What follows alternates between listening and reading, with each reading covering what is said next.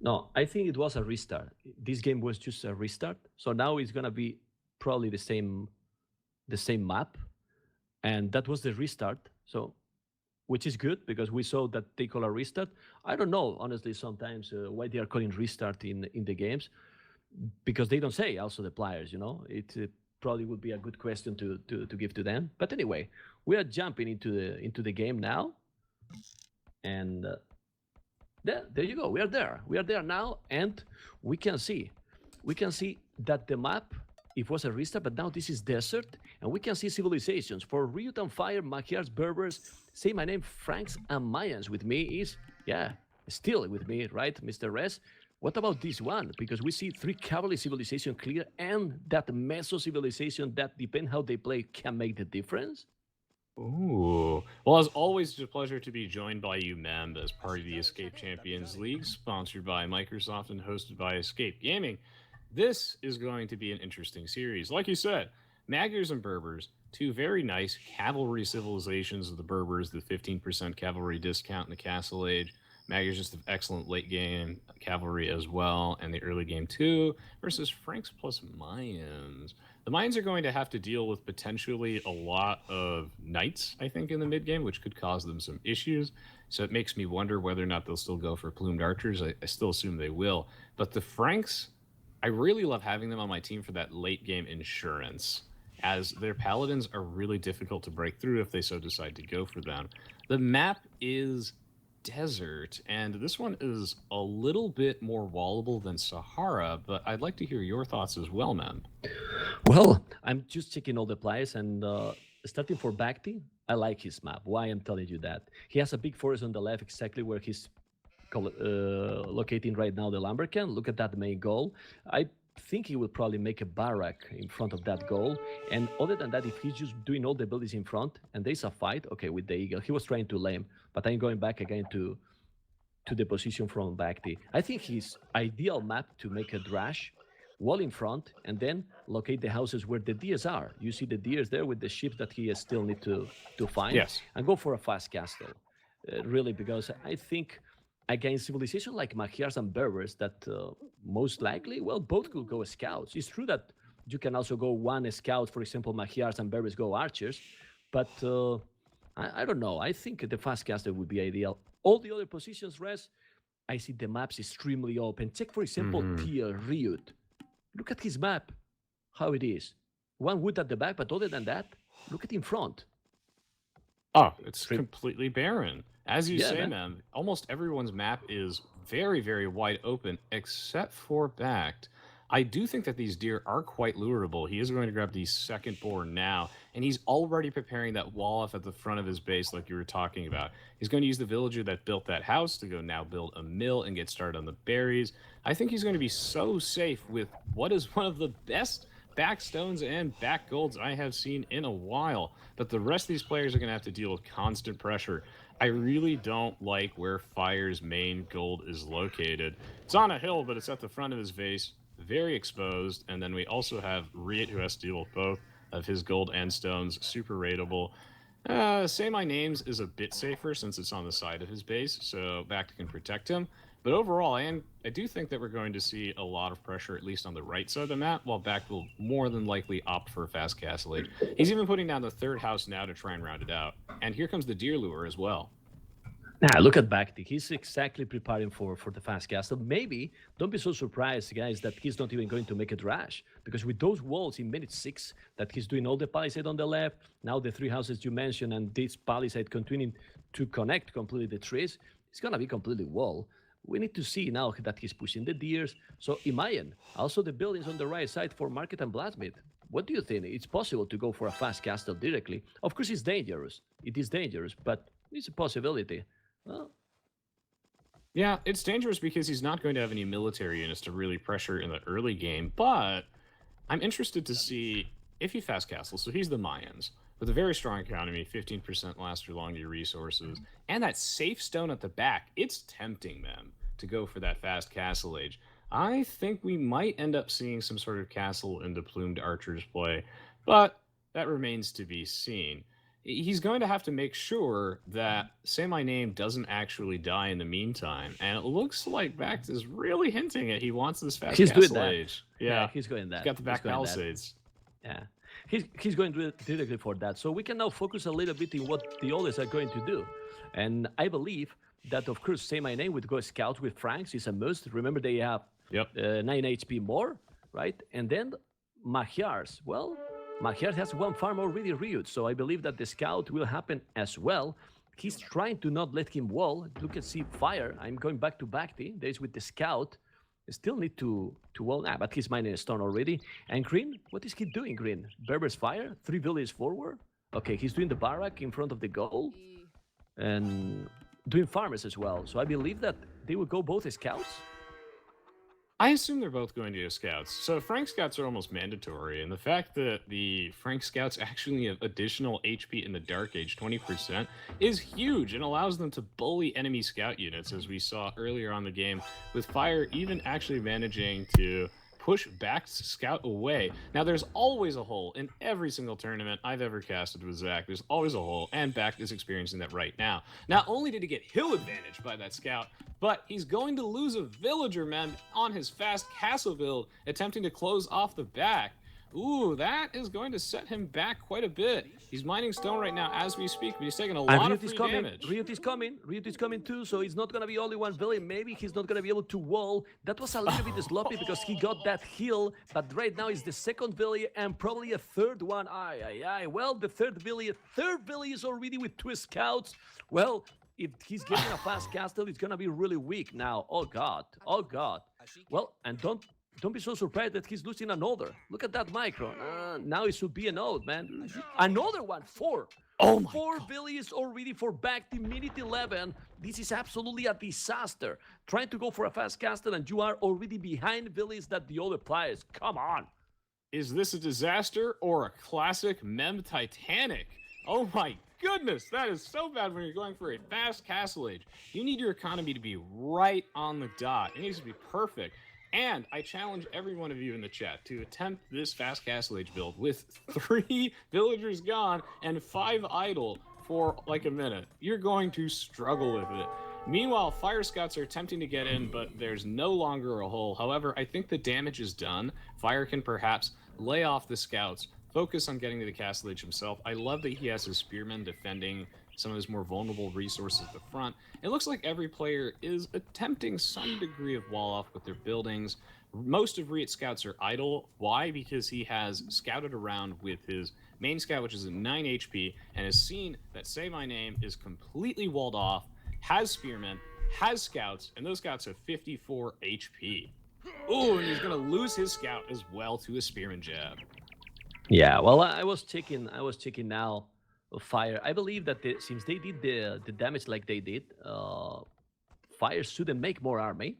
He should mind goal. He should try to go as fast as possible to castle. It's because he knows that Bhakti is trying to go castle. I'm now checking Bhakti point of view, and even losing those, look at this civilization. It's amazing. He lost all those villages and is still 16 minute 54 going to be in castle age, but instead of 29 with 25 villages. Anyway, Mayas is a great civilization, great economy, so he should be decently okay, but definitely it could be in a perfect position, and now he's behind. I am focused on the right side. We can see how Say My Name is trying to put all the pressure. This is what he needs to do because he knows that he's lonely now with military against 2 players. But Res, he's fine because at home he's completely walled. You can see his base and he's completely walled. So yeah, he has to take care about his army. But other than that, at home, he's completely fine.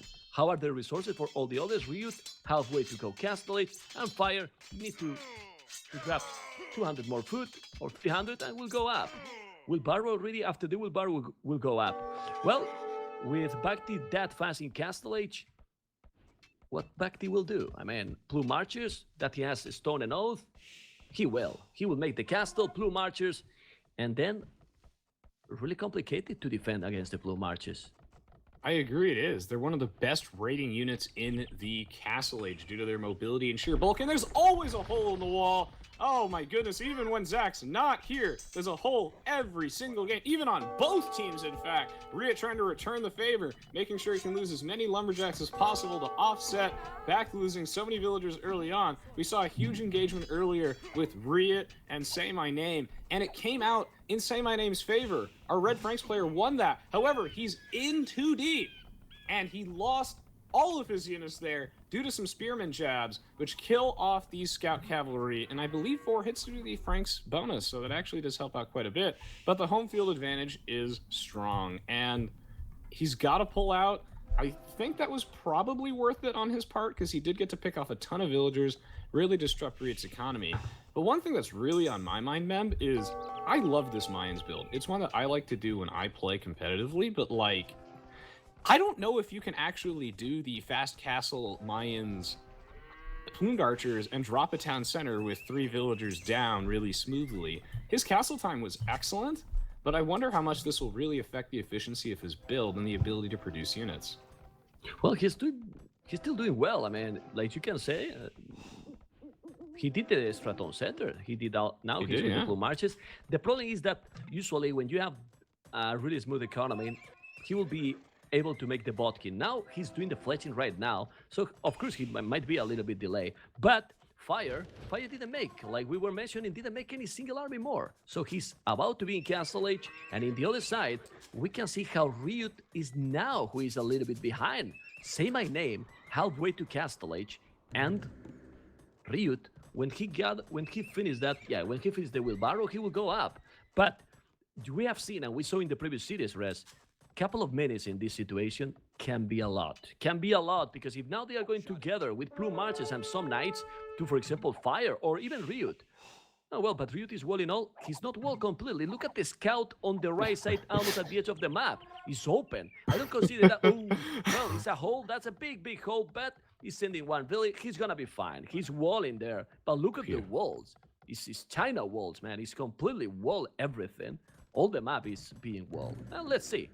Now the teamwork gonna be crucial. Fire with Chain Bard in armor, and Blue Marches is still with fletching, not going yet. Well, the problem for Brazucas is that how do you make damage now to Bhakti? It's almost impossible.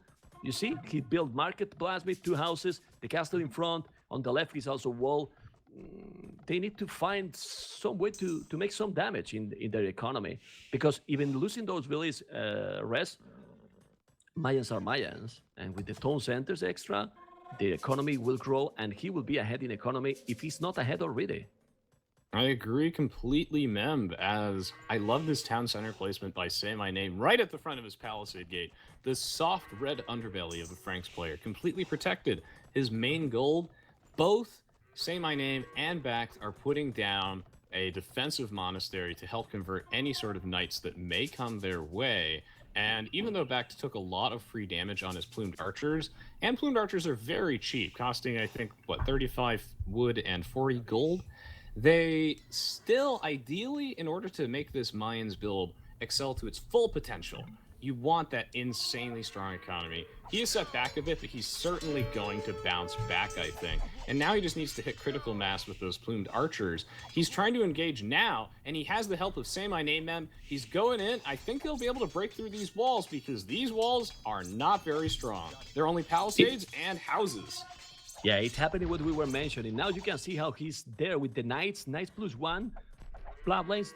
They are already with Bodkin Arrow, and they can raid. He's taking some cavalry. He has to be careful. He did some houses there close to the TC, so Riot is protected. And Fire is just in time. But Fire has an old army to hold here. Well, he's coming. Oh, he deleted the stone wall tier Riot on the left to try to be connected with Fire a little bit better. But those 3 archery ranges are a little bit in danger. Those plume archers are amazing, but the cav archers are with bloodline, 70 HP, should be fine. And doing the husbandry, also with the armor. That army composition, still Say My Name and Bhakti with more. What do you think? Knights and cav archers, knight and plume archers. Honestly, I prefer the composition for Vietnam. I definitely prefer the composition for Vietnam as well. I feel like the Maggers Cavalry Archers are fantastic, but they're just a bit slower to get out. And this is coming from the person who has to build the castle first, the Mayans. But the Mayans plumed archers are just generally good versus archers, and I love this forward monk as well to not only heal the plumed archers and the knights, but also threaten a conversion. I feel like healing is the type of thing that can add just a little bit of value to swing games. And in these high-level pro games, that's what wins you the game, is those little incremental advantages. I like this army comp for Vietnam. I think that BzK is in quite a bit of trouble here. They just don't have... They've got the knights with 15%, and they've got bloodlines, plus 1 defense now is very crucial for these cavalry archers. If they can get a good engagement, maybe on a hill, snipe off some plumed archers, they might be in good shape. Here. Let's see. Yeah. Look this fight. They have both +2 the knights, and those plume archers with +1, well, same average for both. Let's see if we were right or not, but now it seems that the fight is better for Brazucas. It is better or not? I think they are getting a good fight here. Oh, those cabazes are not shooting anymore. Ay. At the end, the plume archers are doing the difference. Well, those are really fast and cheap. Look at this fight. This fight can be really, really important. Ooh. And Vietnam, with those plume archers, are doing the job, man. They force them to go back. You can see, Ryut is the one who is now really behind. And if you check his economy, slightly behind. Like 10 villas with everyone else, even his teammate. That's a problem for the later game. And back, did that lost a lot in Dark Age? Look, his economy is the same that the others. It's exactly the same than the others. Wow. That was such a close fight at first, but I do honestly think that Monk was crucial in there to convert one of Fire's knights, effectively removing a knight from Say My Name and then adding it to his own army, as well as getting that passive healing off. We saw that the fight was so close until Ryut pulled his cavalry archers off of that hill. Meanwhile, back, his plumed archers were always on the hill, never taking any damage. Now, the cavalry archers do offer a couple key advantages here. They're just really slow to get out because they require so many upgrades. Oh, God. But they've got extra attack. Oh, look at that. He's on the way to Imperial, man. Oh, wow, he's on the way to Imperial, all those man. Losses early. Impressive. He's still on the way to Imperial. I feel that Brazuca's rest are like fall apart. You can see how Fire can't reach the army from Ryut. They are not together. They are under the pressure during all the game, and with Bhakti right now on the way to Imperial 11, it is 64 villages. Okay, you might think, well, this is not huge amount of villages, not great economy, but what economy do you need to make Brazzer, chemistry, and then you will make, well, all the damage you need to do, right? I mean, if you don't get the elite plume marches, it's super early to be in Imp. I mean, if he gets Obsidian Eras here, I'm going to probably be very sad. I don't really know how else to phrase it. We're on ECL, so I'll be nice. I hope to not see Obsidian Eras here unless I see some Arbalest. But I do think that getting the Elite Plumed Archer will be absolutely essential here if he can actually get that off. I don't think he's going to go for Elite Eagle Warriors. I like this castle placement in the middle, by the way, by Backed, as well as this town center protecting one of his forward stones, securing some of the gold in the middle, and now Fire on the retreat. He's got those discounted Berber Knights, but you really just don't want to let the Mayans Plumed Archers get masked up, because there kids a point with range units in the Castle Age where they start to beat Knights. Once you get enough of them, you can pick them off before they get in range. One other minor thing I wanted to point out was that Say My Name even rallied in 1 or 2 spearmen during that major engagement, and those little things and that one monk really make the difference, man. That they have the game, I think. They have a really huge map control. You can see how he's trying to go with the Cavarse, but then Fire again is in the other side, so they cannot be together. While all the time Vietnam, the Knights with the Plume Archers are together, trying to push little by little. But like I said before, back to Brazzer, chemistry. He has 2 castles. You can see one on the left. And now he's coming from behind. Let's see if Fire can do something. I'm not really confident about that. He needs to go back a little bit because he's used doing the Imperial Outbreak. Don't take the fight now. This can be a good fight for Brazucas. You see what happened here, Rez? Now they fall apart, Vietnam. And when you are not together in a 2 versus 2 like this, problems. This can be a problem. Well, lucky him that he has the husbandry and everything, and he's not taking the fight. What the hell? Sorry, but Say My Name is also on the way to Imperial? Ooh, that is devastating, Members. He is all walled up. and incredibly safe. No raiding will happen here. And this is the type of map, desert, where map control is even more important than it normally is, because there's all this additional gold in the middle of the map, as well as stone. If Semi-Name is able to put down a town center there, that's huge. And this forward siege workshop by Semi-Name, while well positioned, might be a bit too far forward. It does actually get picked off, and that's going to be significant. However, Semi-Name now attempting to put some pressure on the left-hand side. They're dropping a castle mem, a trebuchet, sieging that essential town center, protecting that forward gold. Fire is in trouble. He's the third castle, man. He's the third castle, and he's really close to his base. We have two players. Well, one player in Imperial, the other almost in Imperial, while the Brazilians are not even going up yet. That's a big difference, really. What I can't find an answer is how BzK, after that 4 villages behind, is that incredibly ahead now. Well, I think the answer, Res, is the civilization. GG call, man. It's incredible. Oh. Really incredible how they have dominated the game after that start. Honestly, Yeah. I really think it's Mayans. Mayans in this situation is so powerful. Never he got attacked after those 4 villages lost. And if you let the Mayans boom, it happens what it happens here. I mean, 50% cheaper walls is a really strong team bonus, which allowed both of them to get a complete wall off at a nice price. And in addition to that, even though the Plumed Archer is weaker stat per stat than the Cavalry Archer, and the Cavalry Archer is real bulky, we see that Reed is only getting Thumb Ring now. And Cavalry Archers have a middling base 50 accuracy stat. In addition to that, the Plumed Archer has a base 1 Pierce Armor, so you are actually capable of outproducing your opponent just because it takes a long time for those Cav Archers to hit critical mass. But I really think the decisive factor here was the Imperial Age for both sides. When you get to the Imperial Age first and everyone's in the Castle Age, it's very difficult to stop those trebuchets. And as a result, fire falls. But I'd have to say that's a commanding victory there for Vietnam. Well, it was 35 minutes, and if we check in the achievements, we can find an explanation of what happened. BzK was the lowest on food collected. Not really great on the gold. He got the most on a stone, but thanks that his units are cheap, because you cannot compare knights with plume archers, he doesn't need food. So he could go to Imperial Age with the time he did. And he got 80 villages only, but he was 32 minutes Imperial, while nobody else reach Imperial before the game is finished. Honestly, I insist. The Mayans are Mayans. And BzK, thanks to that civilization and that situation, well, they made the difference. And in 35 minutes, didn't expect a fast game like this between those two teams. What do you think, Mr. Res? I didn't expect it either, to be honest. And I think that another decisive point in the game was when Say My Name, our Red Franks player, actually managed to sneak in a couple scouts into Riet's woodline and pick off all those lumberjacks, really weakening their castle age. Because at the end of the day, BzK was a bit weakened due to losing all of those villagers, and they had a window of opportunity, I think, in the castle age, but they lost it due to the Mackers player just getting crippled a bit. So overall, I think this was a great game, well played on both sides, but the eco losses here, the Mayans are just much better at recovering from it, and GG well played. All right, I'll be back in 30 seconds, and we'll hop straight into the next game. Stay tuned, everybody. Okay, let's remember, guys, that the second game, the next game is Serengeti, where we can talk a little bit about this map.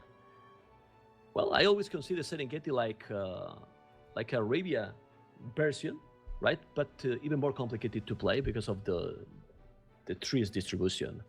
So let's see. Probably will be a super aggressive map as well.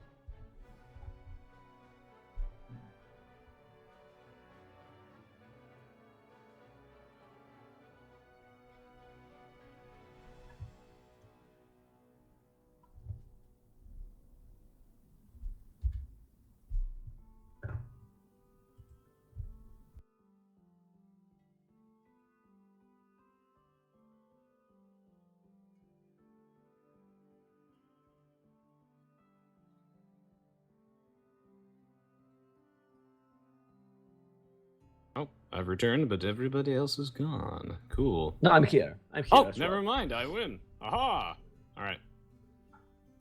Well, I was telling you when you were a little bit away that Serengeti map is a like a little even more complicated version of Arabia. Like it's different resources because if I'm not wrong, there is an elephant, there's a lot of ostrich, also zebras, right? But the trees, right? The trees and all those hills, it makes that the map is more complicated to wall, right? Anyway, we're gonna find out because the game is starting, and we can see with image better than with words, Mr. Res, how is Serengeti map. Probably everyone knows it already. It's very open. Spoiler alert. Spoiler alert, right? Don't spoil, man. Don't spoil. Okay, guys. Second game. After the first game that it was, in my opinion, unexpected, we're still here with Mr. Resonance. This is Serengeti map, and we have, of course, from the Escape Champions League, Vietnam versus Brazil. Ethiopians, Incas, Hans Ethiopians. Well, my opinion, Hans Ethiopians better combo. What do you think, Mr. Res? Huns and Ethiopians versus the Ethiopians and Incas. Interesting to see a mirror match here. I personally love playing the Ethiopians on Serengeti because I feel like the extra 100 gold and 100 food when you advance to the next age is really strong on a map this open and difficult to wall. It's just the actual trees themselves have gaps in them, which makes it super obnoxious, but at least baobab trees actually give 200 wood and the acacia trees give 150, which is nice. I do think that the Berbers plus Huns, I agree with you there, is able to apply a bit more pressure in the early game. It depends a bit on how aggressive the Incas actually want to go, if they want to go for some sort of tower rush play, but the rush distance is honestly pretty far, so I think it's going to depend on how the map is laid out. And if I look at the map, and I'd like your thoughts on this, I do see a lot of vulnerable resources, but at the same time, you know, Bact actually has you can pick either the left or right side of his base, in fact. And well, with Serengeti, Serengeti is pretty safe. Yeah, this is what I wanted to say. That with Serengeti, there is usually resources pretty close to the town center, like gold, stone, berries. I'm checking back the map right now, and we can see exactly that. The gold and the stone. Sometimes you see even the players mining without the mining camp.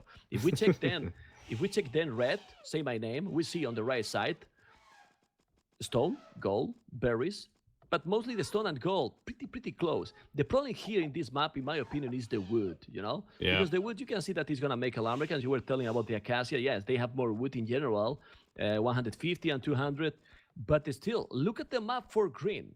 Fire. He has the gold and the stone in front, pretty close, but still forward. But except that wood that he picked at the back, and it's still far, look at his map.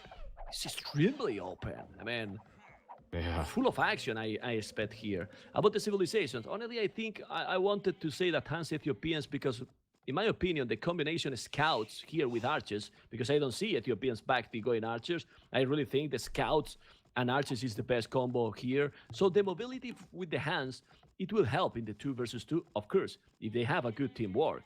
Incas, it's not like Mayans that you are going to go Castle Age and then you go Plume Marches. You can go Fast Castle here, but in this map, Fast Castle, I don't see a good option here. What do you think, Res? I mean, for that hands, I think should be better.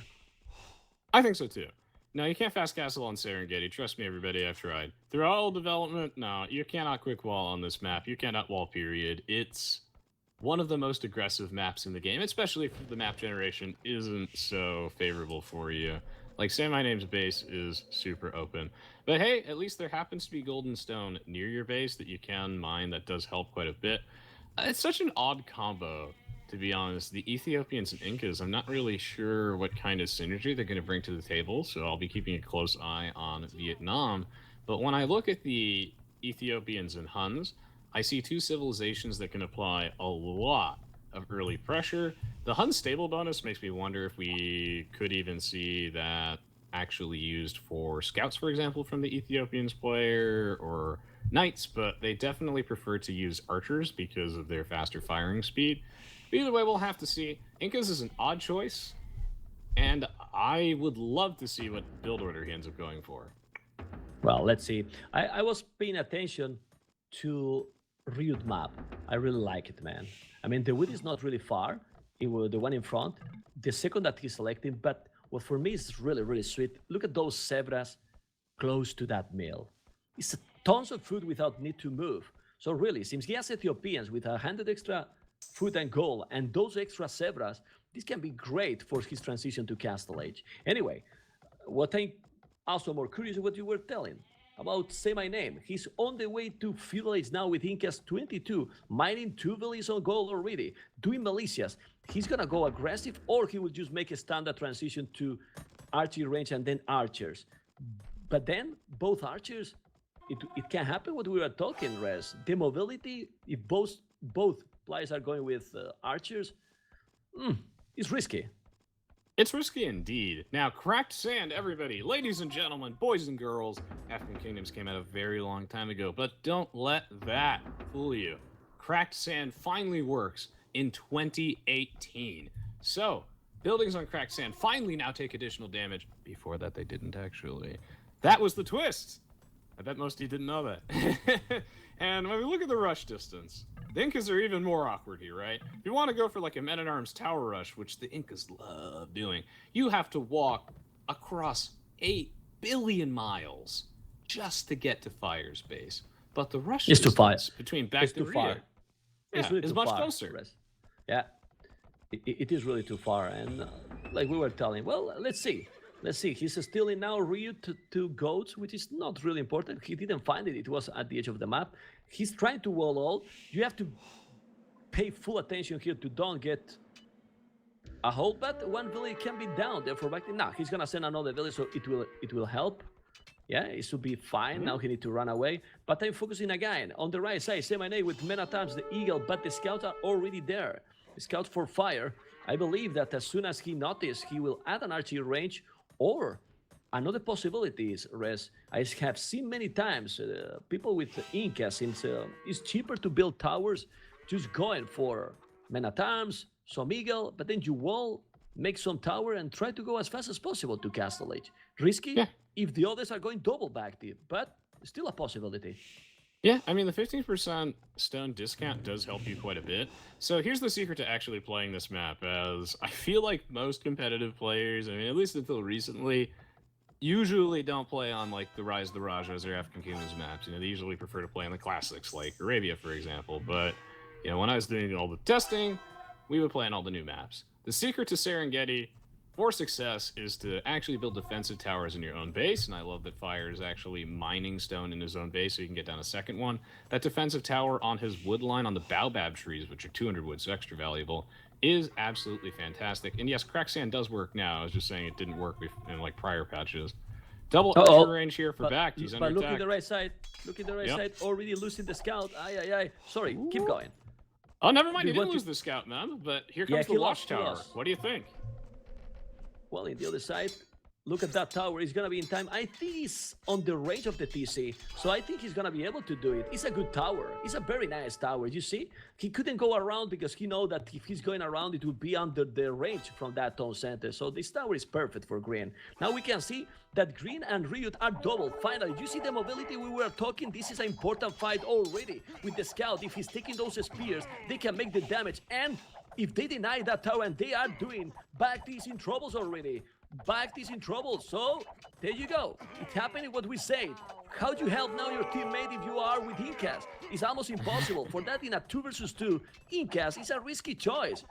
At least for the early game. If you hold, okay, then might be really strong. But look at Bhakti losing.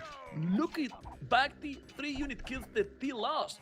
Ryut, 11 unit kills, 1 loss, Mr. Rest. That rate of kill is awful, man.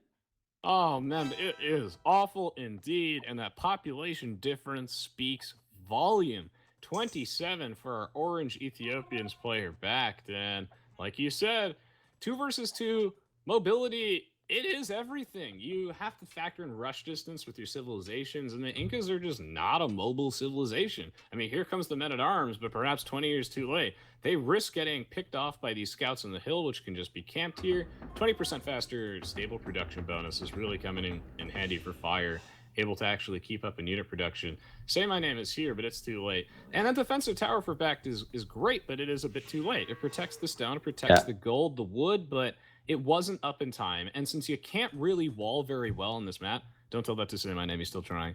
Believe in him, guys. But defensive towers are the way to actually keep yourself safe. And this army is dead, man. look at the impact. Look at the impact in the game from Say My Name. 0 unit kills in 17 minutes, already losing all the units, so it's gonna be absolutely all red completely destroyed there. Eagles bye-bye. He's going Eagles actually. Well, I love to see Eagles in Feudal Age. Oh, but this can be a game change. Look at Say My Name. Now I'm focused on fire. Base, a tower on his goal and a stone.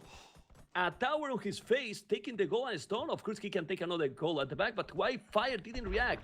I think Fire got a stone. No. Wow, Fire didn't have a stone. That he has another safe stone, Fire? Well, on the right side. But that tower is the first that he's doing well, Say My Name, trying to push there. But already, Bhakti is behind in economy. And now, look. Oh, God. Look at base from Say My Name with Ryut. Definitely playing much better now. The Brazilians attacking both because look at the scouts now. Oh man, hands our hands. He has now taken everything. Look at those Eagles. He's taking some billions. No, he's going back, but they are together. Do you see how they are all the game together? Yep. All That's the game teamwork. Together. Yeah. It's a 2 versus 2, ladies and gentlemen. If you didn't know, this is actually a 2 versus 2. And teamwork here is everything. Rhea on his way to the Castle Age. He's like not been people, pressured. Like some people say in the chat, Res, look at that ratio kills for Ryu. 20 unit kills, 2 lost, and he is on the way to Castle Age. What that means? That if they lose this game and we don't go for the decider, we stop casting. We stop casting this. Come on, man. I mean, I want to see the decider. But like you can see the statistics there in the stream with those beautiful graphics. Ryut is halfway to Castle Age, gold mining. Nah, the advantage is just huge. I've casted enough games on my channels to see comebacks that are bigger than this one. But after all my years of experience, I'm going to be a little bit skeptical here, man, as I do believe these scouts, skirms, and archers will clean up these eagles. Yes, the eagles are an immaculate unit counter versus these skirms, but when there's so many scouts in here, it's just not enough, and the Eagle Scouts take so long to produce as well. Ladies and gentlemen, the tower rush from the Incas from Say My Name only arrived 3 years later. At this point, Ryut's almost in the Castle Age, and sure, Fire's taking some economic damage here, but he got to get away with basically murder in the early game before those towers actually came up, and I feel like he's just fine. He's just gonna mill in the back. He's discovered some zebras, make a market. Why not? Yeah, but look what he did. I don't know if you were paying attention there, but he deleted the barrack because he was doing a tower before between the barrack and the stable on Fire base. He killed the villager and he got a lot of scouts. Well, what Fire is doing right now is just spamming full feudal army. Full feudal army, scout at home, scouting in Say My Name base. And Bhakti is on the way to Castle Age, but even Fire, being under the pressure, is on the way to Castle Age. While now, Say My Name, look his resources. 200 food, 100 gold. And Fire will be in Castle Age. He can go now whatever he wants. The Knights, Cav Archers, anything. Because Cav Archers in this map, Res, well, can be great to raid, according to how it is the wood. So anything can do. Wow. They're great for raiding, and they're also mobile, and mobility is everything. With Backed and Fire up to the Castle Age, things are going to get interesting here. That's why I love the market, very underrated building in the DLCs. And now we have some Ethiopians crossbows, some hot Ethiopians and Ethiopians action, Ryut versus Backed. But Backed has to wait till he gets to the Castle Age so he can get that quintessential, crucial crossbow plus bodkin arrow power spike. He's got a defensive watchtower, but he does have to watch it for the fact that some of his wall off is on cracked sand, so his buildings will disintegrate even just to crossbows.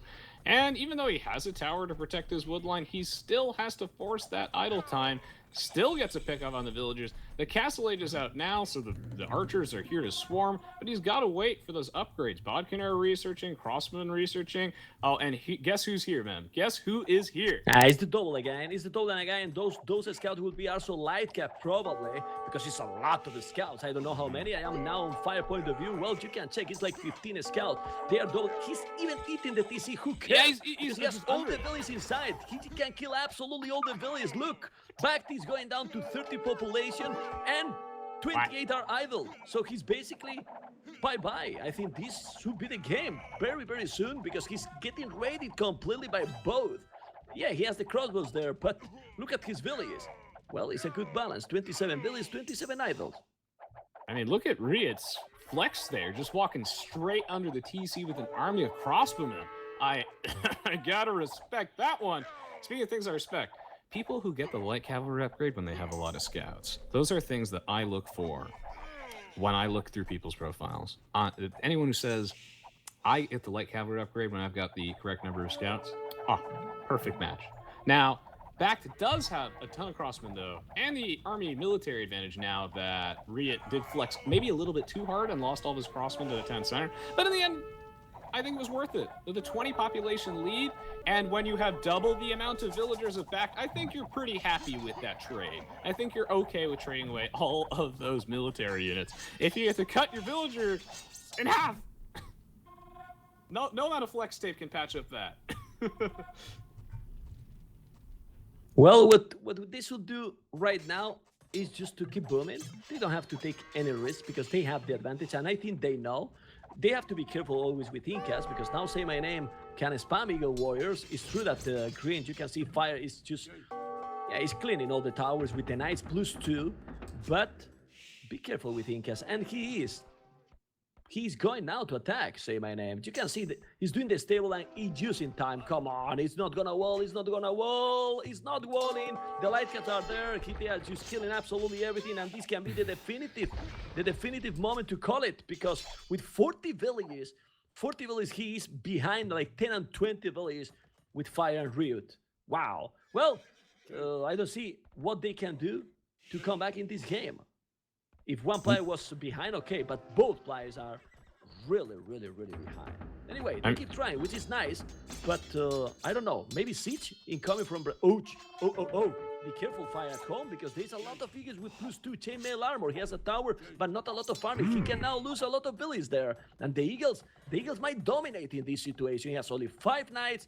He need to go back. He's taking the hill advantage. Go back again. Those Eagles, what do you think he should do? Maybe he should go try to raid somewhere else, because there he's expecting and go together. They need to work together. I didn't see in the whole game Vietnam working together. No, I haven't really seen that either, but I have seen them go just, oh my god. Look at the Knights. Right underneath the town center. Yeah, Say My Name is losing all of his villagers, and soon he's going to join BzK with, no, he's actually lower. He has fewer villagers than BzK after all of that raiding, because there is always a hole in every single game. That rock is a lie. An absolute lie. And meanwhile, Riot getting ready to push in. I love this forward siege workshop from him. He just has to be a little bit careful because BzK's got the hill, and the hill advantage always matters. But the eco difference here is decisive. This is Age of Empires 2 definitive engagement, but the Mangonel was sniped by BzK with an excellent split. Can he use his Mangonel well, man? Well, I mean, he did a good job, but still, if you check just this beautiful spec overlay, BzK is doing the ballistic, but they have, after 32 minutes, 37 villages BzK and 32 Say My Name. They called the GG, and it's good that they call it, because it was impossible to come back. I mean, I like when the teams are trying, but at this point was definitely not necessary because it was over. And he got a castle at home, the Incas, Say My Name, but they got destroyed. Well, I don't want to say that I said in the start. I really like it, the Hans choice in this scenario. And against Incas and Ethiopians, except if they were going like something Castle Age, but in this map it's impossible. So I think the mobility was the key in this one. What do you think, Mr. Rez? Completely agree with you, man. That mobility was absolutely essential. The rush distance between BzK and Say My Name was just a bit too far, as well as Say My Name and Fire. So our Incas player, if he wanted a tower rush Fire, he'd have to walk all the way across the map. And he did, and it did eventually do some damage.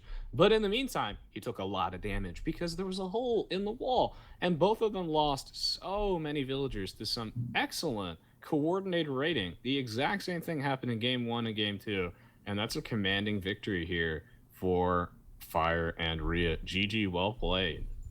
Yeah, well, we can check the achievements, the statistics here. About the graph, I believe that Zach listened to me. When the game is over or there's a pause, the graph is stuck and you cannot go back anymore. So it's a pity because we cannot check the map. But say that military unit kills 10, 10 unit kills for same name, 44 lost, and villagers.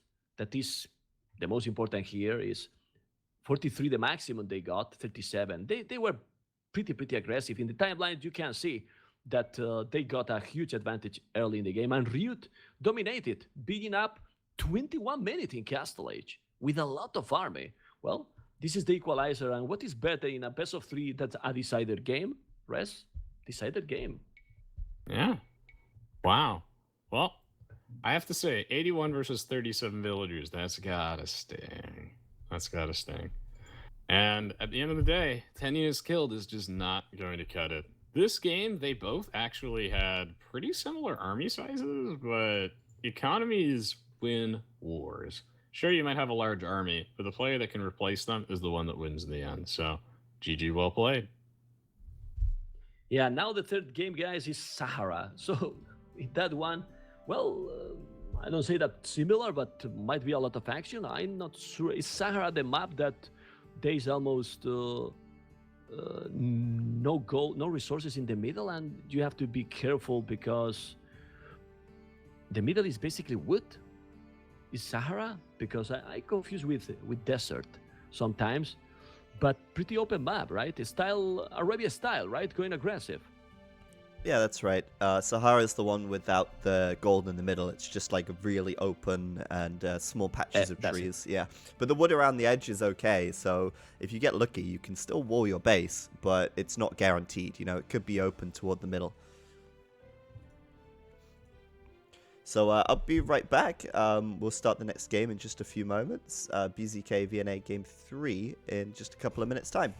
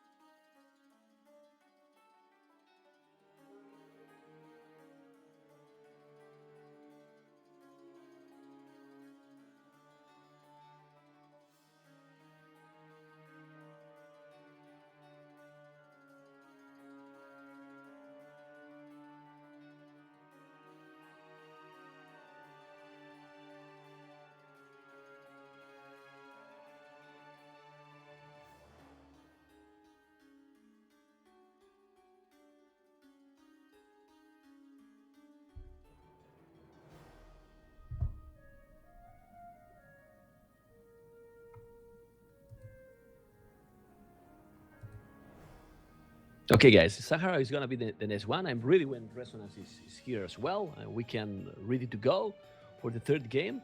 And we're going, guys. We are going for the third game, Sahara. It's decided game. And remember that it's really important because this match is going to decide who is going to the semi-finals. And I am also back as well, so we can launch the game whenever. There you go. The game is starting. Welcome, everyone. We continue with this decided game now between Vietnam, Bhakti, say my name, Berbers, Indians versus, wow, Franks and Chinese. Well, Chinese a great civilization, yes, but I'm not sure, man. I'm not sure about this choice because this Indian civilization, you can nerf whatever you want, but they still, with this economy, rest. This Indian civilization is absolutely sick. What do you think? The Indian civilization is absolutely sick. And as always, what I think is it's a pleasure to be joined by you today, men. And special thanks to EscapeAoE for hosting this event, as well as Microsoft for sponsoring it. We are on to the next game, the decisive game in this series. And Berbers plus Indians versus Franks plus Chinese. Well, I always love the Indians Imperial Camels. We're actually on patch 5.7 with some ECL balance changes, so we don't actually have the full patch 5.8 changes yet. So the Imperial Camels still have that additional 1 Dur armor, which does make them quite stronger. And I really feel like the Indians are the type of civilization that can boom extremely well with their villager discount. And once they get to the late game, they are so difficult to stop. But on the flip side, we do have to deal with Frank's camels, and the Chinese team bonus is excellent. So these are two interesting team comps, and I like that we're not seeing some mirror matches here either.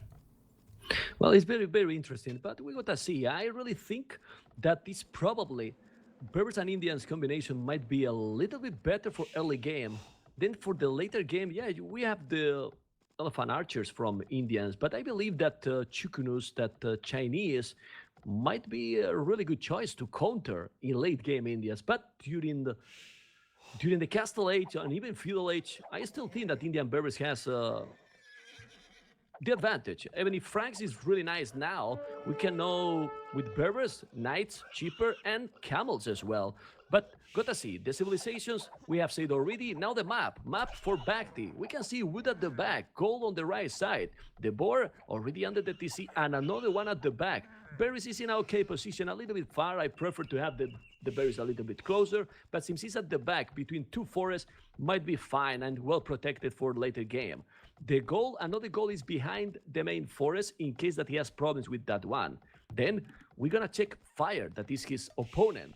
4 villages on wood already. The berries is in an excellent position there at the back, with gold and stone a little bit exposed, and actually don't like those resources, Mr. Res, because you can see all those 4, 2 stone and 2 gold almost in the same spot and forward. Yeah, this is an incredibly aggressive map to say the least. So Sahara you don't have a front wood, which means that aggression is going to reign supreme. But then again, it reigns supreme on Serengeti, and it also reigns supreme on desert. But at least on desert, you can humor a front wall up. Here, it's going to take some extra effort, but who knows? These players are indeed quite creative. One thing that really strikes my mind is that even though the Frankish paladins are really strong, and earlier I meant to mention this, is that the Imperial camels should just dumpster them.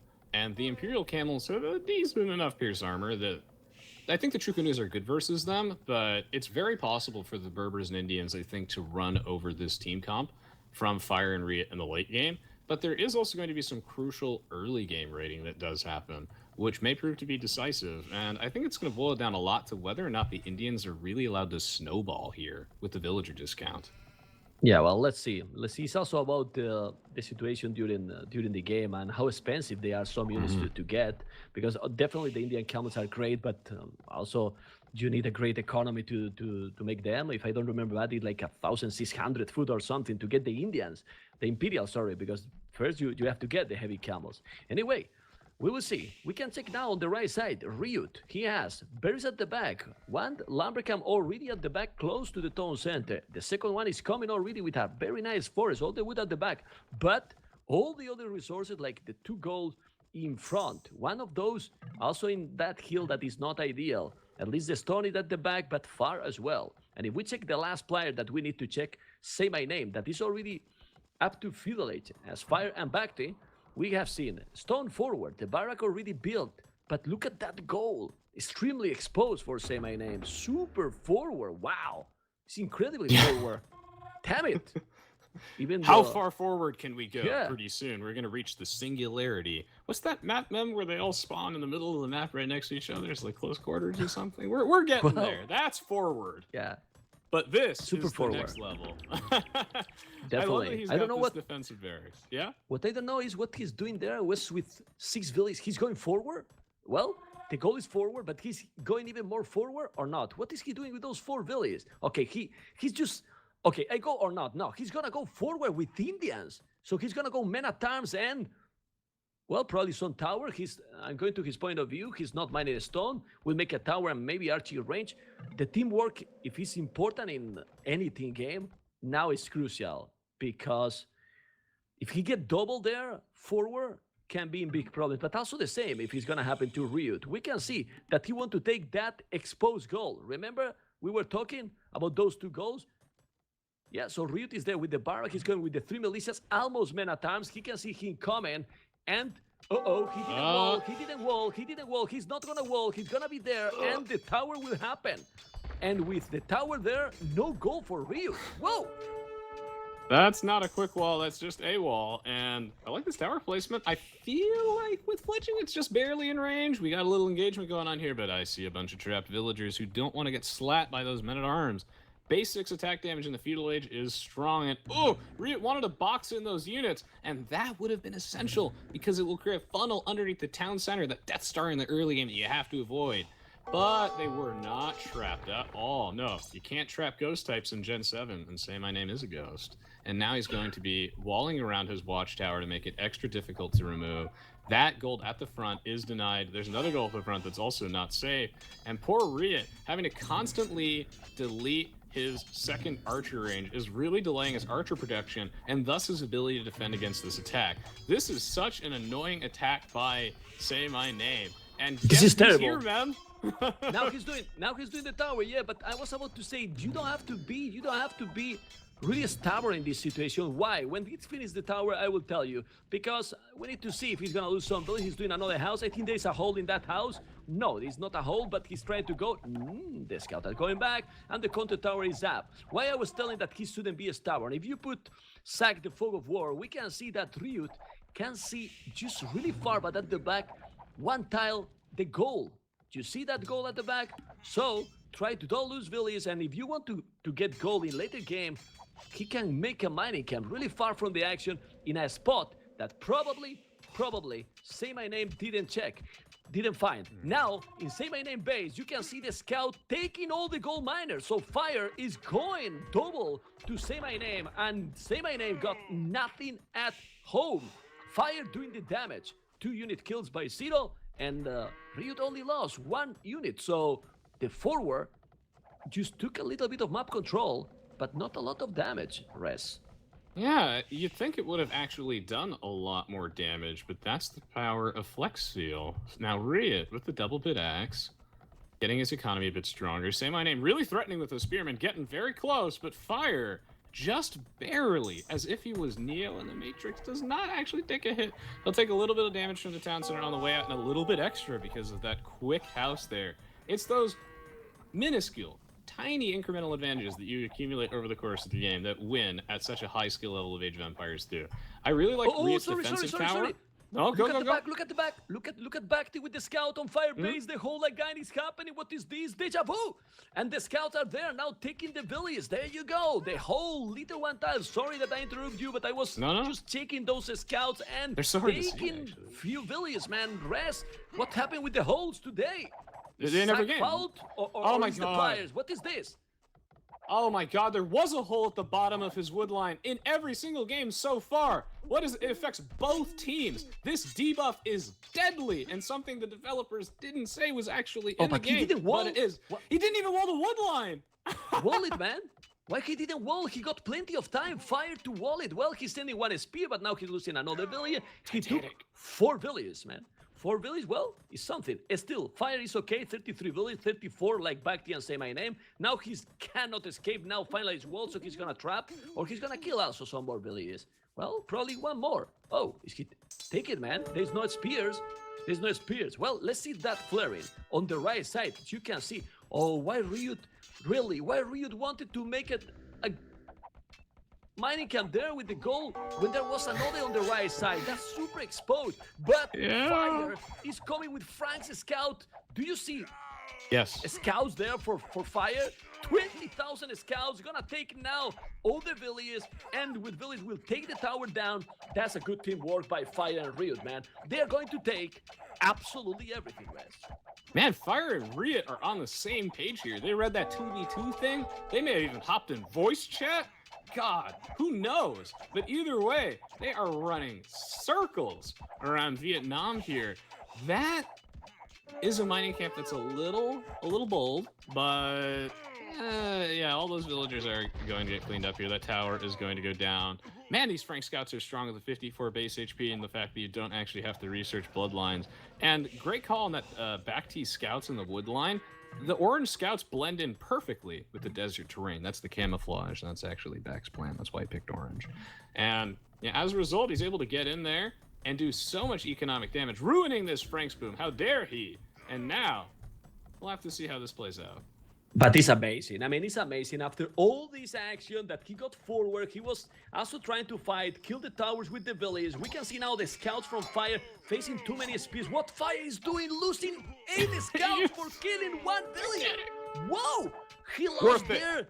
Worth it. It's worth it, man. It's worth it. Stop being ironic. Ironic, sarcasm, Titanic. He lost there absolutely all the scout and is still losing the last one. What is this, man? Ay, yes, well, he lost a lot there to kill 1 villager. They are still in a good position. And I was about to say, Riot with China economy, with all that happened at his base, is still 22-minute Castle Age, only 30 seconds behind that Bhakti, and 1 villager ahead. Impressive. Aye, indeed. Okay, so we're going to need to pull in the spirit of the law here for some analysis on how cost-efficient that engagement was. Now, 1 villager is 50 food, and it can gather you quite a bit of resources over the course of the game. But that was obviously sarcasm aside, absolutely not worth it, and an absolutely disastrous engagement for Fire here. But they're still in the game. As far as the villager counts go, they're really close. And the military accounts are really close, and I think we're actually going to see a game that goes on for quite a while. Say My Name's towers have done some significant damage, but not quite enough. And Riot is actually able to secure that gold mine in the meantime, so I think that this game is actually going to go to the mid to late game and may even go to the Imperial Age. The game is amazing because in 22 minutes has happened a lot of fight, a lot of some good moves, a lot of good Titanics as well, but we can see the population is almost the same for both teams. We can see how now Bhakti is upgrading the chain barding armor. Fire only scale barding armor, so you have to be careful, and I like how Bhakti is going straight to Riot. Riot is not really protected at home. He needs to finish the TC, and with Knights +2, he really can't do the damage. He needs to protect the wood. He's quick rolling right now. He's gonna take some one village down. Those Knights are pretty strong, but don't take the fight under the TC. And now, come on, wall it. He needs to wall, and he's walling. Well, he's saving, but he's spending a lot of resources too. Now going with the village, but the TC is up. Well, Riot is fine, but Bhakti got a lot of knights at this point. 14 army, quite a lot. Look at the others. They have basically nothing in comparison. But don't fight with 3 knights against the archers under the TC. Come on. Well, not a good fight, Rez. I mean, he's got +2 defense and bloodlines, but that is not enough. Once you've got the Bodkin arrow upgrade, you've got the crossbowmen, you're sitting underneath the town center. It's that repetitive arrow damage that really messes up those knights. And if you have villagers garrison inside there, that helps out quite a bit. I love this town center placement at the back for Riot. Not only can he surround it with farms, but it also protects that stone, protects that wood line, and he is trying to mine quite a bit of stone right now. I'm really feeling that Shuko News are going to be something in his future. And this knight raiding just hasn't really been working out for Bhakti. He's going to get pushed back yet again with these 2 knights. He should take as little damage as possible if he can. Meanwhile, Fire wants to put down another TC. It looks like these players are trying to boom up. Fire is in Say My Name's gold mine, but he is going to get pushed back as well. And Say My Name's actually attributing quite a bit of food. This game is going to go on for a while. Say My Name is slinging Bhakti, man. Yeah. So this is what he's sending because he's full slinging. I don't understand how they are slinging in this situation. Remember, guys, that the coinage has been moved, and you use Indians to sling? I would not. I will not either. I mean, it's him Feudal Age. So Feudal Age forever, now Fire and Reef. Let's see, because now we are telling this, and maybe he's going to kill everything. Bhakti is with 53 villages, but that's the problem. I mean, he has 53 villages. For that reason, he has 22 army, and Ryut with 55 villages, 14 army.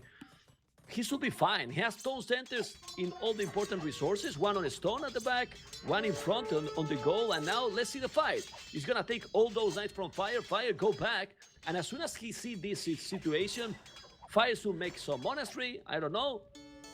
He's doing the market, he has second tone center only, Fire, but it's risky this. I don't know if Sling it's gonna be worth it, but it depends, because if they never attack to Bhakti, the truth is that Berbers with cheaper knights and under his link, Res, he can make a huge amount of army. Yeah, I'm thinking about this a little bit more, and my gut reaction is that Indians are just too good to waste on a sling, but on the flip side, their discounted villagers allows them to do it quite effectively. Wow, that's a fast Imperial Age from Bhakti, and meanwhile... Sorry for the wow. Yeah, no problem. He's on the retreat, which is good. Now, here's the crucial thing. You're slinging the Berbers. Now, I was skeptical in the sling at first, and I'm still very skeptical because the village discrepancy between the teams. Res, let's start again. Yeah. Okay, Res, say my name is linking Feudal Age to Bhakti. I think it's a great idea, right? Yeah, I mean, I was skeptical at first, but he's the Berbers. He's got the 15% discount. Now it's going to become 20%. He's going to get the Cavalier upgrade immediately and do some serious damage. He could even threaten to go for elite Camel Archers. Maybe this is the secret that they need to turn this game around. He's grabbing that Iron Casting upgrade. Cavalier's so fast, so cheap. Maybe that power spike is enough. Well, I take in point of view from Bhakti. He has 101 population. Of course, he doesn't have huge amount of resources because he's using absolutely everything. He got right now 1, 2, 3, 4, and doing more and more stables. So, if he's now going with Cavaliers, right, +4, and raid, he can do the damage. But that castle for Reed is crucial. He needs to finish, but he's not going to the castle. He's going to that TC, but with that amount of knights, he can take the town center and all the villages. It's possible. It is possible, man, to kill a lot there. He's gonna take the tower. Well, that TC is with the Botkin, so the arrows are working quite well. I think it should go away. Bhakti's not taking the best decision there, Res. No, I don't think he has that critical mass that he needs to actually threaten that town center. I think he needs, maybe 5 to 10 more knights before I feel really comfortable, especially with that watchtower there. Like you said, the 7 base damage is quite strong. Castle on a hill here. Excellent for Rhea. I knew I saw news in his futures. And now it's going to be plate parting armor and Cavalier, just as we suspected for the Berbers. Mixing in a couple camels as well to deal with the opposing knights. I like this. But slinging in a 2v2 is a bit risky. I like it more in a 4v4. Actually, I just don't like seeing slinging in general, but that's just me. And I think maybe, like, if they can leverage the trebuchets, the Cavaliers, plate parting armor, maybe they can do it. But the problem is Riyadh is also on the way to the Imperial Age as well as the Chinese, so they gotta make a difference now, man, or it's gonna be too late. No, they need to make the damage now, but he don't necessarily need to make the damage on Ryut. He can go and kill Fire, and this is exactly what he's doing. He's sending so many knights. Of course, he's wall, but he's gonna make a castle on his face. He has the stone to make it. Gonna make on the hill probably, and then they can get some map control. But I still think that Ryut should. I don't know. The problem is that Ryut might not be in time. Ryut might not be in time to save Fire. What do you think? This is completely devastating if he's getting inside. Population for Fire will drop to nothing. But he's safe for now. He is safe for now. This is an interesting decision, man. I'd like your thoughts in a moment. Is Bhakti deciding instead to go now for Riyadh instead of pushing through all of these buildings and dropping down a castle? I think he's just going to try and kill 2 of them at the same time, putting the pressure on the castle, preventing any additional wall-offs at the back. Now the Cavaliers are going to engage. The Chukonus take quite a while to get out, and Riyadh is just barely in the Imperial Age now. Is this the timing attack we need underneath the castle? He needs also murder holes, in my opinion, in this situation, because the rating is gonna be constantly. He's trying. He still didn't make the huge damage yet, but if he's taking the castle, you see, if he got the murder holes there. Yeah, he can take the castle with the units. And now, in the other side, the castle from Berber's back is there. He's gonna take down the stable. The Cavaliers are almost there, and with the Manuel doing more and more damage as well. He's gonna push, now really strong. He's doing already 87 billies, and listen to me, guys. Rest, wow. 55 Cavaliers and Camels combination. That's absolutely a lot. A lot, man. A lot of army. Especially when you don't need to worry about getting the Paladin upgrade and saving up any resources. And with the 20% discount, these Cavaliers are powerful. Even though his Cavaliers were kind of trapped underneath that castle because of the lack of murder holes and didn't want to take any free damage, the crucial thing is that Fire is taking some heavy hits on the front side of his base. He's losing all of his military production buildings, and this means that he's not going to actually be able to field off an army. He wants to send one back to defend his base, but that forward castle drop, I think, is absolutely essential for back. I think it will be one of the deciding factors. He's got a forward siege workshop. Even grabbing guilds and conscription, this man can afford everything. But I love the camel choice from Riot too, though. That's good. Yeah. But he did the damage on Fire. I mean, Fire has right now almost the same village as Say My Name being in Feudal Age, but 55 or half of those villages are idle, and he's gonna keep losing more and more. The job in Iceland is to kill one guy, because right now Bagby got his own economy rest. He has 95 villages, more villages than Ryut. So Say My Name, I was about to say, he can go all the way to Castle Age, and with 70 villages, imagine the economy he will have when he reaches Castle Age. Don't be so surprised that he will go instantly to Imperial. Or close. Look at that wall in the middle of the map. That's some modern art right there. And okay, I have to say, Bakti is playing this game immaculately well. I was worried about the Sling because he did not have a lot of villagers. In fact, they were both behind Fire and Riot. But he manages to really pull it back, showing us the 20% discounted Cavalier. That's one hell of a power spike. And Riot, I gotta give kudos to him for the camel choice. The heavy camels were essential here. And he teched into those first before even grabbing Thumbring and Elite Shuko Nu. And however, these Cavaliers are killing all of Fire's base. Exactly. Rest, he's probably going to counter a little bit. But check the population from Fire. 48, 34 villages, he has been destroyed, he has been clean complete. Even if he's now counter and he can hold, then it will be 2 versus 1 very soon. Even Bhakti can switch to make Janitors, Cavalier, also Camels as well, while I'm gonna check Say My Name point of view. Look at Say My Name. Oh, yes, with 68 population, but he can make a castle and go up to Imperial if he wants. Well, I will go some boom, because I think 68 villages is not huge. It's not great to have a good economy late game. But man, now Fire needs to rebuild completely. He is out of the game. Fire is indeed out of the game, but Say My Name is not. And I have to say, this is a fantastic game here. I mean, Riot's even able to tech into Arbalest, grab the chemistry upgrade, even grabbing a strategic little coinage to try and help Fire back in the game. I love his counter army comp. This is one of the problems with Cavaliers, is that they're not so overly dominant and powerful as the Paladin unit. They don't trade very efficiently with heavy camels. And so the broad tech tree of the Chinese paying dividends here. We're actually paying at a 20% discount on technologies. And now, Riot grabbing chemistry. He's getting attacked at his home base. He doesn't have enough units on the defense here, but the units are coming back. Those camels are waddling in. The villagers can flee in the castle, and we're going to see a devastating loss here, potentially for Bakht if he stays. Well, but the good thing for Bakht is that even if he's losing some, he can sacrifice that. They know that one player is out, so he can move. Still, the most important here is that they don't let Ryut to push to anyone.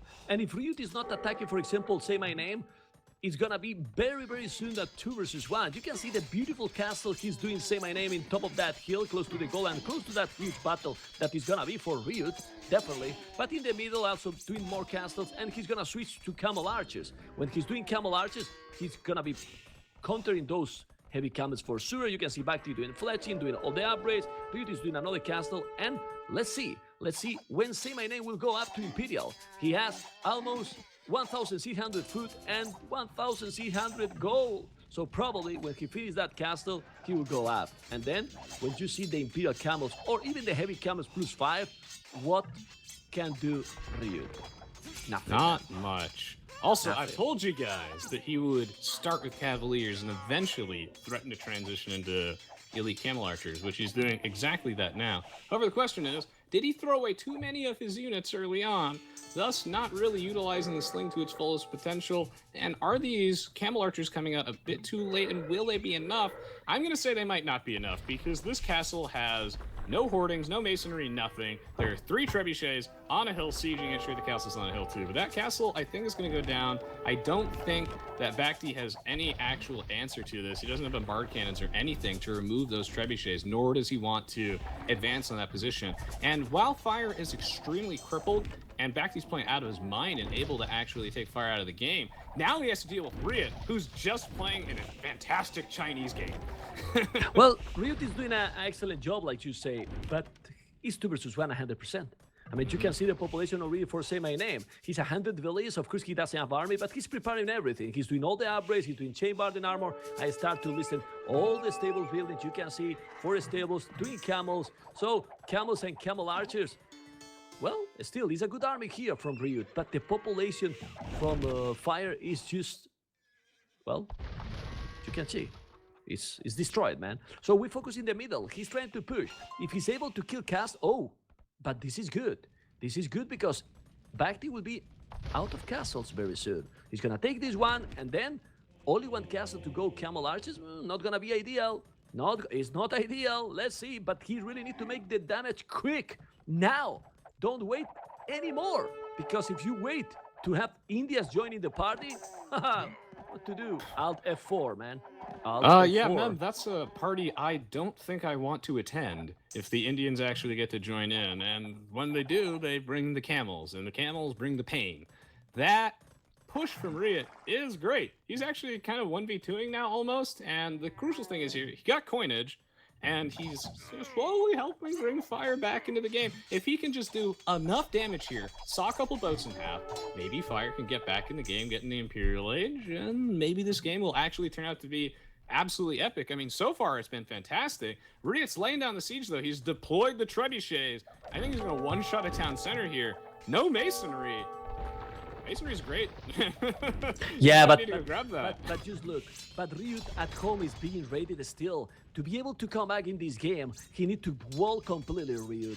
I think he got time to wall, like Red did it already. You can see right now that Orange is taking 1 TC. There is 2 stables close to the markets, it's still getting raided. And if he's doing some really good damage here in the middle, he has to be really, really careful. It's true that Say My Name is doing now the +4. And Light Cap Hybrid, Say My Name doesn't have resources? Probably no. He doesn't have resources to Imperial Camels? I think he doesn't, so... Oh. Is this gonna be a comeback? It is possible that Ryut will take... Because he's getting in the middle. He's getting now into the middle. And that army is a very good composition. 84 military from Ryut. 84 military from Ryut. And Fire, well, Fire need to clean those cavaliers at home, and then Fire maybe can rebuild little by little. Bombard towers. Yes. I still think that at home he need to wall, because if he constantly get raided, the economy for Ryut not gonna be forever, you know.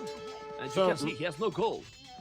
I'd say Ryut has one of the perfect army compositions that you could have for this situation, just for the Chinese in general. It's super strong, the bombard towers to secure map control, make sure that he keeps any sort of control that he has actually obtained. But the problem is here is he's super vulnerable to raiding, like you said. You can only get away with this type of slow push if you actually are safe at home from raiding. This either means you need defensive castles in your This fight is crucial. or you need a full wall up, and they're getting raided.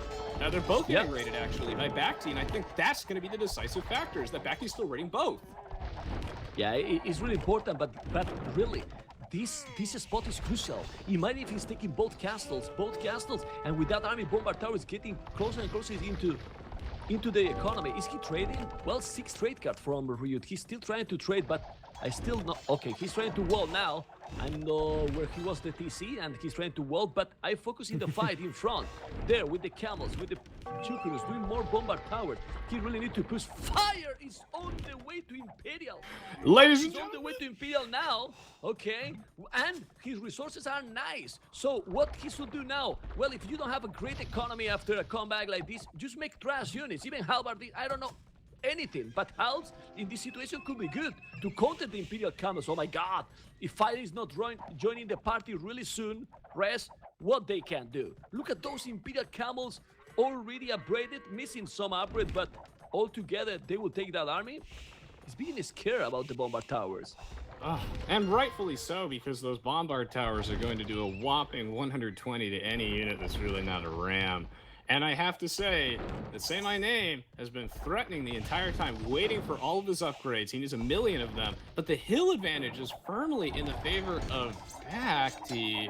And I don't think this is an engagement that Riot wants to take. I think Riot's going to get overwhelmed. And the reason the Fire was late to join the party is that not only does he not want to join an Indian party, no one does, but he's also getting raided at home by BzK. And now the battle begins, and now those troops are dead. Well, there's no battle happening.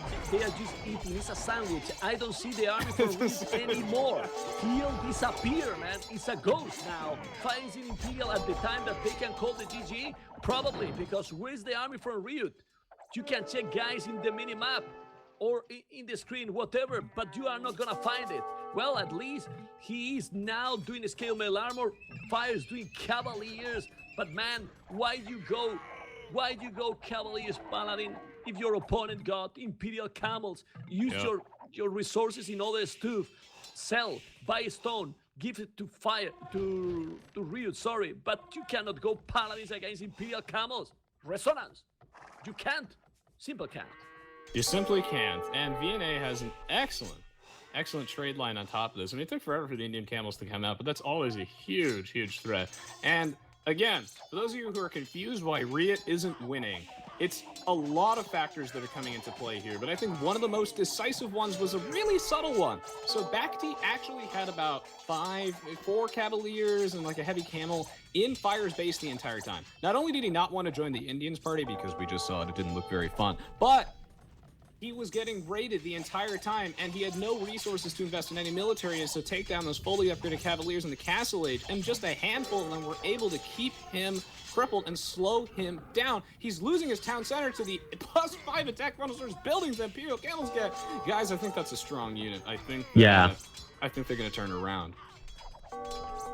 I don't want to sound repetitive, but really, it makes no sense that he went Cavaliers here. I think he should go just halves like Riot is going right now. I mean, even it's easier to go halves because it's cheaper, right?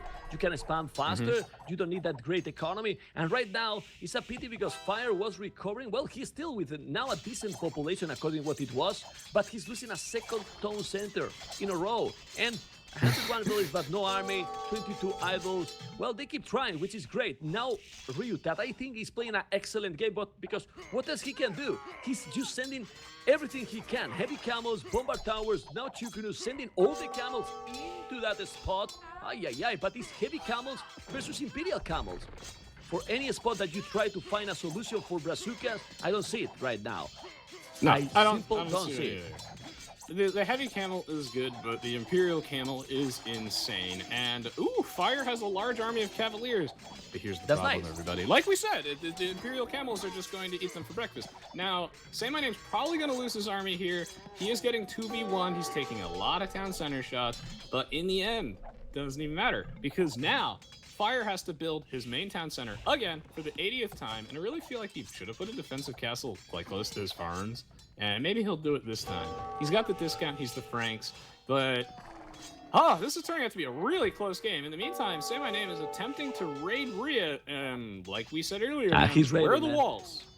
Yeah, he's raiding constantly. He's still Riot with a huge population, but you can see how Fire, well, it's 126 population, but honestly, look at the army. Riot got it, man.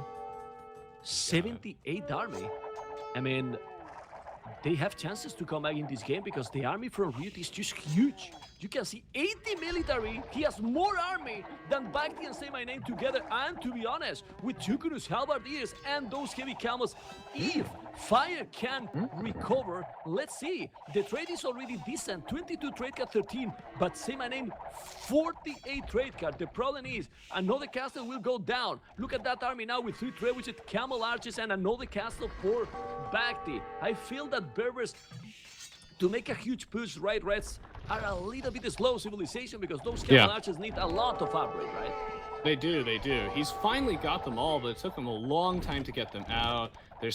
They have that trade line, which I do think is going to be very important here. This Bombard Tower not able to get finished by Riot because he's getting sieged by those Trebs. They need some sort of unit to push into those Trebs.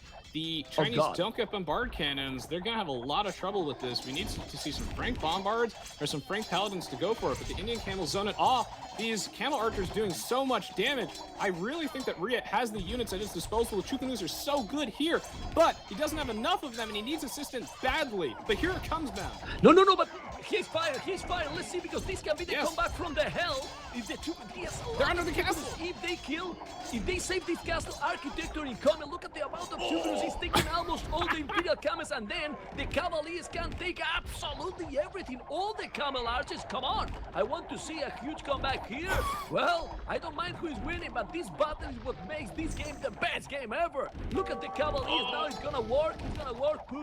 Push. Oh, but the castle is dramatically down. But still, they have now the Brazilians more army. I don't talk about the quality of that army, who is with better army composition, but man, they are still in the game.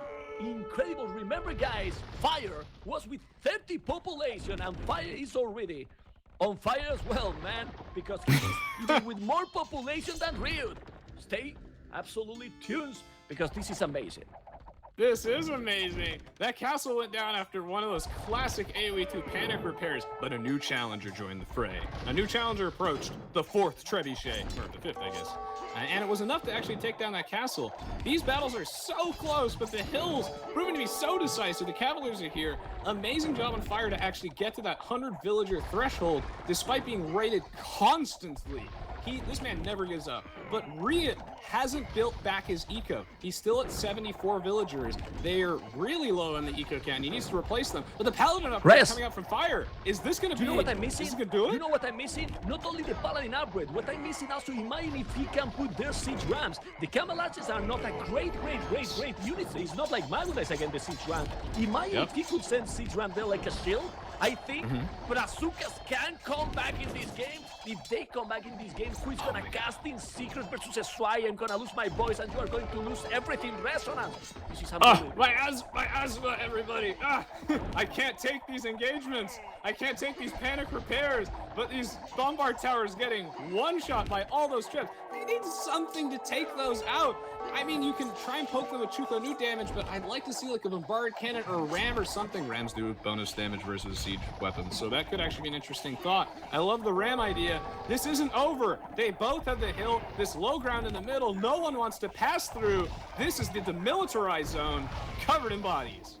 They are coming back, guys. I think they can come back in this game. I am checking the 75 trade card from Say My Name. I'm going to his point of view, and he really need that many trade cards. 75. Look at those resources. Is he playing Michi, playing Arabia? What map is playing? 7,000 wood, 3,000 food, almost 2,000 gold. Come on, Say My Name. The lead village, the lead trade card, and make army, even elephant archers, owners, whatever. But do something else than trade. Unbelievable that they can. Oh, come on, Onager upgrade. Well, I promise, guys, that I didn't watch this game before, okay? Wait a minute. It's happened just at the same time. Wow. Well, the game is just incredible. I'm really happy, Rest, that I was calling the GG, and it wasn't a GG. It's amazing. Me too, yeah. Now, look at those Camel Archers and those India's Camel. The problem is we need walls. I hate the walls, but better say, the Brazucas need the walls, because those Camel Archers with the Imperial Camels are right away to the trade, and that trade is absolutely unprotected. It is absolutely unprotected. There's no team wall here. None. Only Fire has some walls, but is it really even enough? I don't know, because, well, they're just going to go straight for the trade line and pick it off, and If the game in a team game ever goes past 50 minutes, the trade line is the lifeblood, the HP bar of both teams. You cannot afford to lose it. But here comes the decisive battle. The halberdiers mixed in. I love it. Can the camels focus down the cavalryans? Can the Chukanus get those kills? They're so good versus low pierce armor units. How will this engagement go? Well, the halberdiers is a great unit to be here, Raz, because it's so cheap. You can spam forever. You don't need resources, and you can just go. You can go with the barracks and combine with the Chukus. And look at more those paladins. They really need to go and take. If they kill the Imperial camels, they can take and clean all this. But it's really complicated because the oldest, the Vietnamitas, have the best economy ever. They have Michi resources, but still they are taking absolutely everything. And back the population is, in the first time during this game, below the Brazilians. So the Brazucan is still going, but you can see how, say my name now, in the middle of the map, in the middle, well, not in the middle, just in that castle is raiding everything. They need to wall, because the advantage they have now is the mobility. The problem for China now, Res, is that those halves and Chukunus need the Mongol upgrade, man. And Mongol upgrade doesn't give the Ferraris here. No, man, it's really complicated. The Rams are so slow. The game keep going. Yeah, the Rams are slow, their units are slow, but man, is Rhea on fire, and so is Fire. I can't believe they held the line in that battle. That was a classical, it's a trap. And the home field advantage there. I love that Fire came in to flank with some paladins. Maybe they'll actually fix the wall. Actually, never mind. The wall's about to get shredded at the front of Fire's base. If he loses his main town center of game, everybody in chat, take a drink. Yeah, it's really complicated. He's trying to open. It's incredible how they are holding. Fire is still with 116 villages. Ryut is just pushing his economy at the limit. Why I say that? Because 65 villages and 50 trade cap. He has right now 20 farmer, 38 Lambergas, 50 trade is like a perfect combination just to get as much as army as possible. But wow, they have all the counters. You can see in the middle now with the honors what he can do, Ryut. I really think that he needs bombard towers, and he has a stone. They are buying resources. Fire even sending the stone to them. But on the left, he's fighting. This is like a chimera if he's gonna win this game. Paladins versus Imperial Camels, and Fire is still in the game. It's crazy. It's true that these Franks Paladins, they are stronger, but whoa. And in the middle, how much army back he got now? I am on his point of view, Res, and he has right now, wow, 28 cavalry, 42 cavalries, and 4 siege units all together with Imperial Camels. The combo is really dangerous, man. And the mobility, man, super fast. I think the mobility is so crucial in a 2v2, and I can think of few more dangerous armies. Rhea wants that siege ram upgrade at first. He has to get cap ram. Now he's on the low ground. We saw how that worked out for Anakin. Spoiler alert, did not. But there are bombard towers on the high ground. The paladins are here. The Chuganus, the halberdiers doing so much damage. The Chuganus focusing down the Imperial camels. The Berbers army getting pushed back. These bombard towers making a ton of difference. Even the trebuchets joining the fray. But the camel archers hold the high ground. Are we going to see a stalemate here?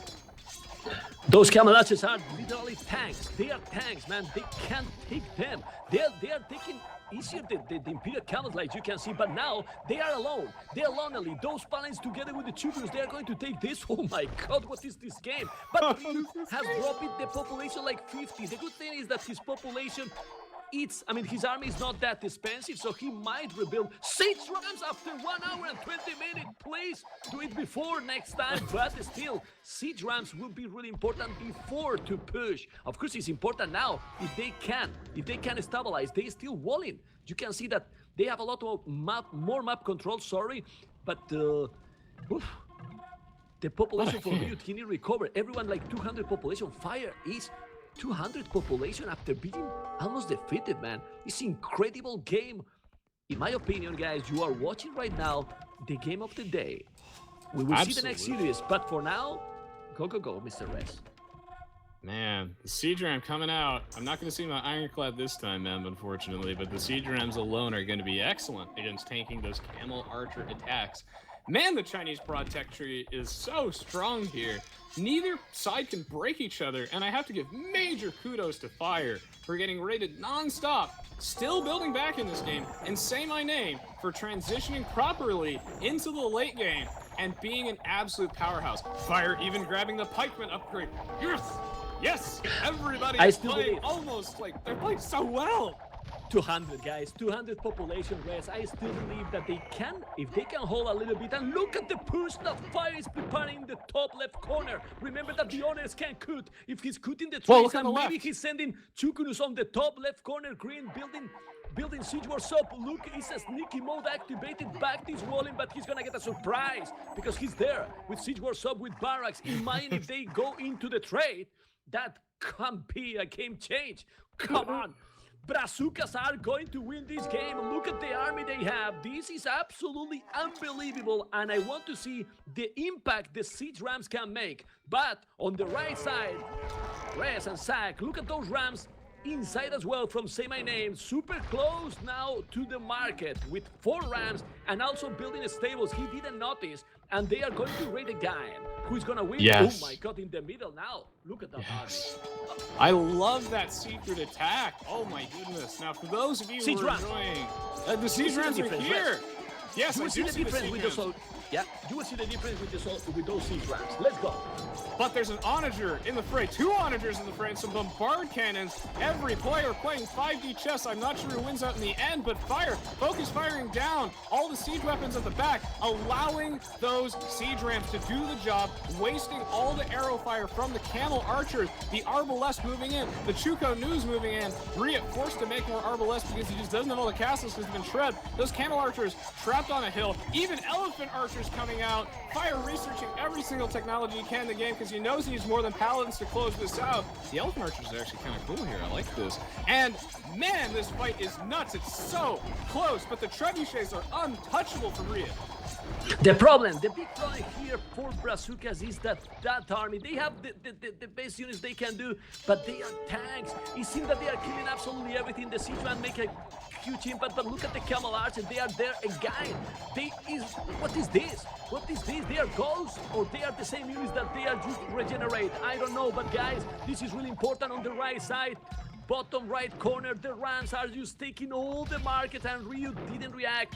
There's the Imperial Camels. The game was amazing, but they are calling the GG. They're what calling a game, what a try. Congratulations to both. I'm sorry for the Brazucas because they came back almost from the hell, but this composition was almost impossible to beat in the late game.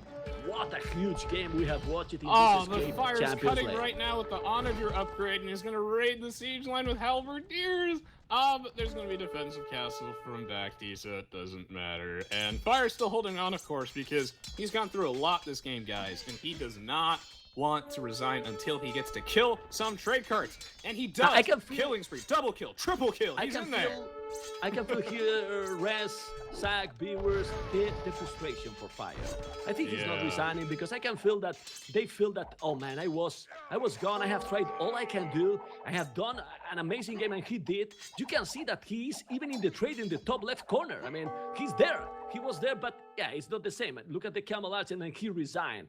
Well, he killed a couple trade cards, so yeah, that's all he needed. But the motivation was there, and they feel, I mean, I feel that they couldn't do more, that they did everything to win, and maybe the civilization choice was again just amazing for Vietnam. It seems so, right? That they couldn't do anything else. What else they could do in the late game? Rest and Beavers. What do you think? I don't know.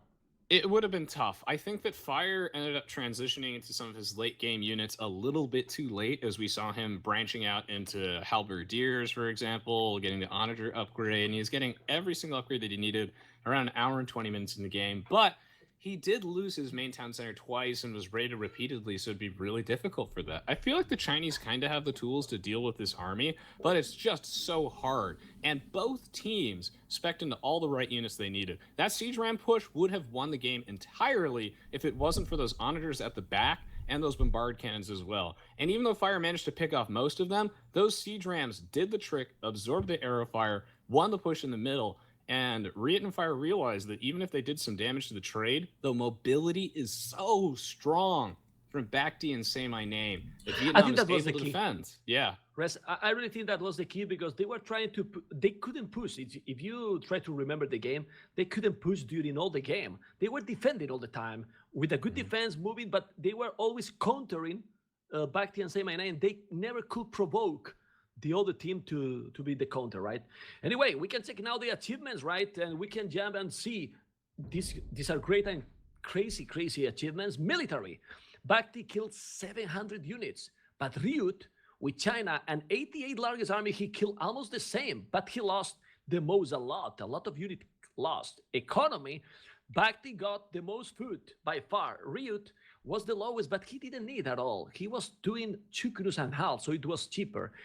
Trade from say my name, goal, resonance, viewers, 46,000 trade. I'm not really good in maths, but I think he got alone more trade than all the other 3 players together.